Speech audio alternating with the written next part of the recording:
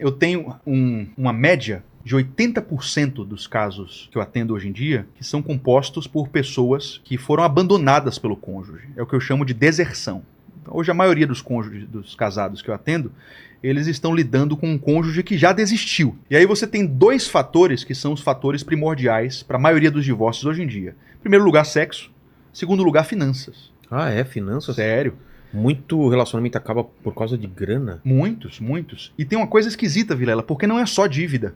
Não? Se você vai para os países do norte da Europa, países com um IDH gigante, com pouquíssima dívida, com pouquíssima gente pobre, você tem as finanças como um fator preponderante também. Interessante, né?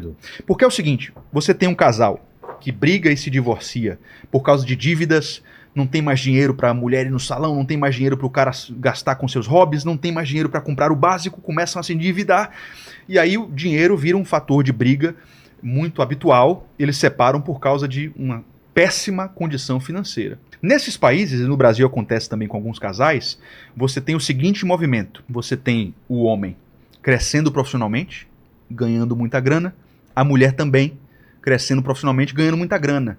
E eles quebram aquele princípio que a gente falou há alguns minutos atrás, do não é meu, é nosso. E aí ela trata o dinheiro dela como dela, a vida profissional dela como dela, ele trata o dinheiro e a vida profissional como dele, e aí o que acontece é que você tem duas pessoas que começam a ter o próprio dinheiro, a própria vida, as próprias amizades, o próprio network, e quando eles menos esperam, eles olham para o próprio casamento e não existe mais cumplicidade. Cada um já está vivendo no seu próprio metaverso, vamos dizer assim.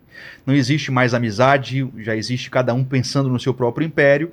E aí qualquer briguinha vai ser motivo para um dos dois dizer assim, você tem sua casa, você tem seu dinheiro, você tem sua própria condição, vai viver sua vida que eu vou viver a minha. Então perceba como até mesmo uma boa condição financeira, com ausência de verdadeira amizade, vai fazer com que o casamento seja quebrado. Interessante isso, né? Agora, sexo, sem dúvida, é a principal. Traição, vício em pornografia hoje está muito em alta. Traição feminina tem crescido bastante. Né? Quando eu comecei há 8 anos atrás, era mais raro, né? E por que você acha que teve essa mudança? Alguns fatores. Primeiro, ideologias, né?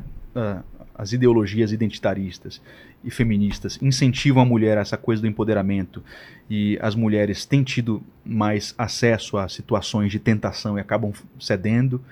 Você tem muitas mulheres que têm feito utilização errada, vamos dizer assim, de testosterona, e é uma coisa que muitas mulheres relatam quando eu faço os meus atendimentos. Interessante isso, né? A mulher diz assim, olha, minha libido era a libido de uma mulher normal, que geralmente tem um apetite sexual bem menor do que o homem, via de regra é assim, mas eu fiz uso de anabolizantes, eu usei umas coisas aí, com prescrição médica, ou não, muitas vezes por conta própria, um mercado clandestino, e aí você tem uma mulher que começa a ficar com uma libido absurda, que muitas vezes o marido não consegue suprir, e às vezes eu atendo casais, tem sido cada vez mais comum, que a mulher tem um apetite sexual absurdo, e o homem não consegue satisfazer. Caramba. Coisa que há 20, 30 anos atrás era dificílimo de encontrar.